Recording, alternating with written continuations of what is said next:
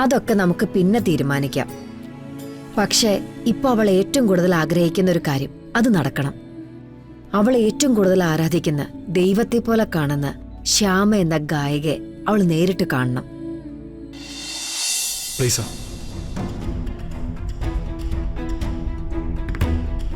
എന്റെ next movie അടുത്ത മാസം ഷൂട്ടിംഗ് തുടങ്ങണം.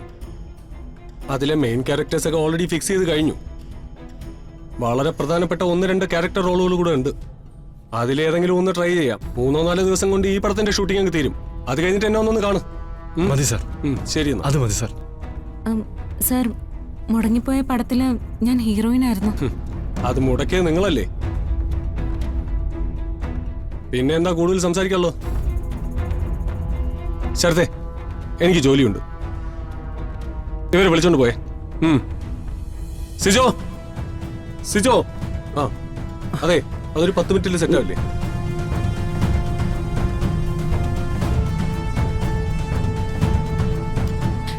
ശരത്തെ, ഞാൻ അഭിനയിക്കുന്നെങ്കിൽ നായികയായിട്ട് അഭിനയിക്കും. അല്ലാത്ത വേഷമൊന്നും എനിക്ക് വേണ്ട. പ്രിയങ്ക എന്തറിഞ്ഞിട്ടായി പറയുന്നേ? സിനിമയിൽ നിത്യേന പുതിയ പെൺകുട്ടികൾ വന്നുകൊണ്ടിരിക്കുക. അപ്പൊ അവര് തേടി വന്നോളും. ഉള്ളതാവട്ടെ മോളെ. പ്രിയങ്ക, ഒന്നെങ്കിൽ ചെറിയൊരു വേഷം ചെയ്ത് സിനിമയിലേക്ക് തിരിച്ചു വരാം, അല്ലെങ്കിൽ ഈ ആഗ്രഹം ഇവിടെ ഉപേക്ഷിക്കേണ്ടി വരും. കയ്യും കാലും പിടിച്ച് ആ ക്യാരക്ടർ വേഷത്തിലൊന്ന് അങ്ങേരെ കൊണ്ട് സമ്മതിപ്പിക്കാൻ നോക്കാം.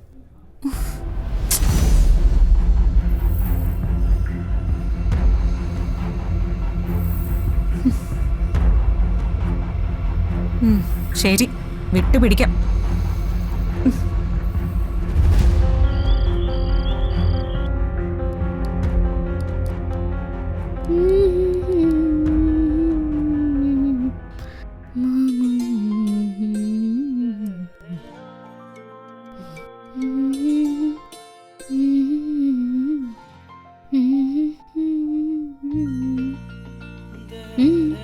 എന്തെങ്ങനെ നോക്കുന്നു?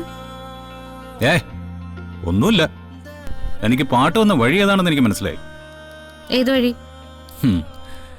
ജന്മം കൊണ്ട് കിട്ടിയ പാട്ടാണ് തനിക്ക്. അതെങ്ങനെയാ? അച്ഛനും പാടില്ല, അമ്മയും പാടില്ല. അത് ആറ്റുവാശ്ശേരിയിലെ അച്ഛനും അമ്മയല്ലേ?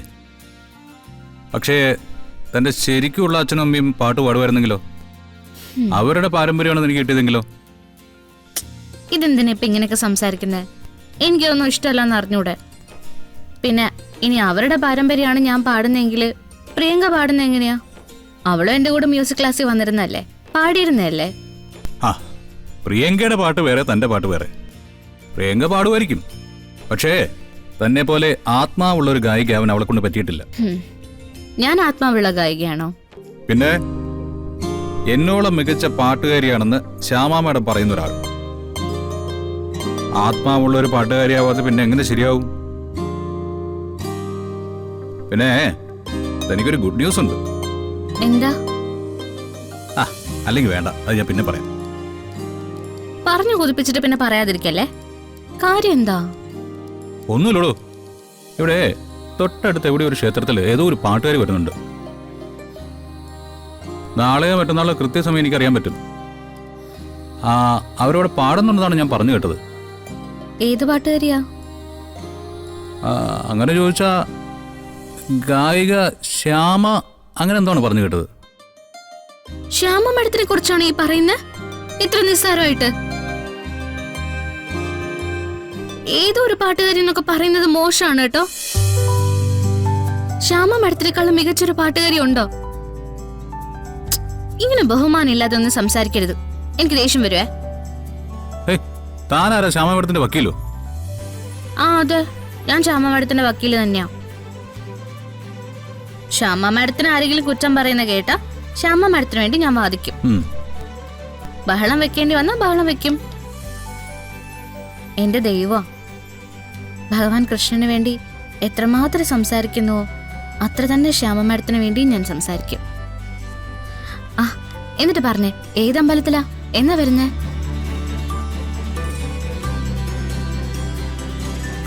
അത് വരുന്നത് നമ്മുടെ മാറാഞ്ചേരി അമ്പലത്തിലാ. ഡേറ്റിന്റെ കാര്യം ഞാനൊന്ന് ഡീറ്റെയിൽ ആയിട്ട് തിരക്കിട്ട് പറയാം. ശ്യാമ മേഡം വരുന്നുണ്ടെങ്കിൽ ഫിദ മേഡത്തിന് അറിയാതിരിക്കോ? ഉറപ്പായിട്ടും അറിയും. അത് രണ്ടും ഒന്നുമല്ലേ? എന്ത്? അല്ല, ഈ ശ്യാമ മേഡത്തിന്റെ മ്യൂസിക് ക്ലാസ് നോക്കുന്ന ആരാ? ഇതാ മേഡം. ആ ശ്യാമ മേഡത്തിന്റെ എല്ലാ കാര്യത്തിലും ഇടപെടുന്ന ആരാ? ഇതാ മേഡം. ഉം. അപ്പൊ പിന്നെ രണ്ടുപേരും ഒരു മെയ്യാണെന്ന് പറയാമല്ലോ. അല്ല, ഞാൻ പറഞ്ഞേ ഉള്ളൂ. ഉം. ഫിദ മാഡത്തിനെ വിളിച്ച് ചോദിക്കണം. പിന്നൊരു കാര്യം, ഇത്തവണ എന്തായാലും എനിക്ക് ശ്യാമ മാഡത്തിനെ കാണണം. അടുത്ത് പോയെന്ന് നിൽക്കണം, സംസാരിക്കണം. അതാണല്ലോ പ്ലാനിങ്. പ്ലാനിങ്ങോ? ശ്യാമ മേഡത്തിന്റെ കാര്യം കേട്ട് കഴിഞ്ഞപ്പോഴേ പ്ലാനിങ് ഞാൻ എന്റെ മനസ്സിൽ നടത്തി കഴിഞ്ഞു. നമുക്ക് പോടോ. താൻ എന്തായാലും ശ്യാമ മേഡത്തിനെ കണ്ടേ പറ്റൂ.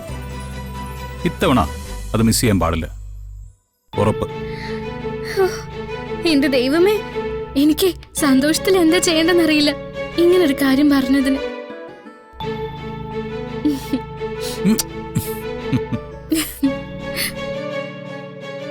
തൽക്കാലം ഈ സമ്മാനം പിടിച്ചോ.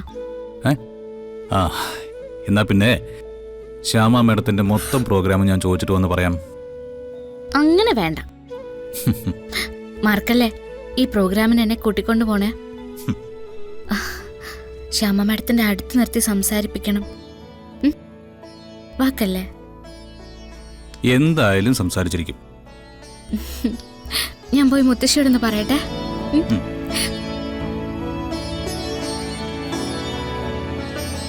ആ അമ്മ എത്രമാത്രം വിഷമിക്കുന്നുണ്ടെന്ന് തനിക്കറിയില്ല.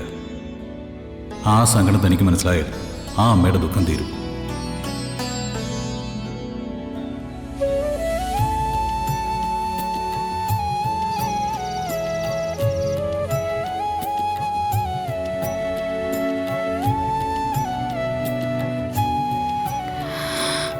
നിങ്ങൾ എന്തൊക്കെ പറഞ്ഞാലും എനിക്ക് നല്ല പേടിയുണ്ട്.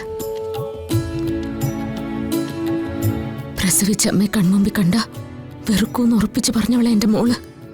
ചെറിയമ്മേ, അക്കാര്യത്തില് നമ്മുടെ എല്ലാവരുടെയും ടെൻഷൻ ഒരുപോലെയാ.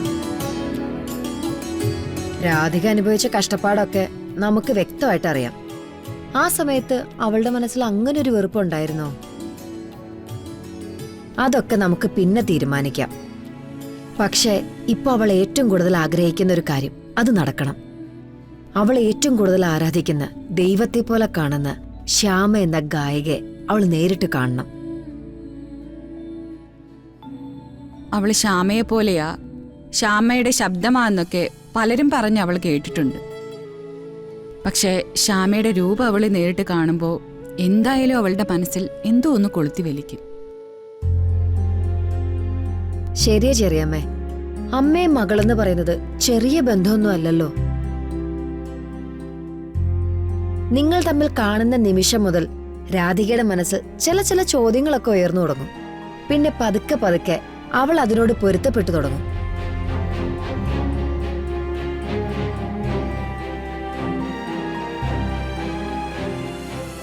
അമ്മയോട് വെറുപ്പാണെന്ന് ഇപ്പൊ പറയുന്നത് പോലെ ആയിരിക്കില്ല. ചിലപ്പോ നമ്മൾ പ്രതീക്ഷിക്കുന്ന പോലെയോ അതിലിരട്ടിയോ അത്രയൊക്കെ ആയിരിക്കും അവളുടെ റിയാക്ഷൻ.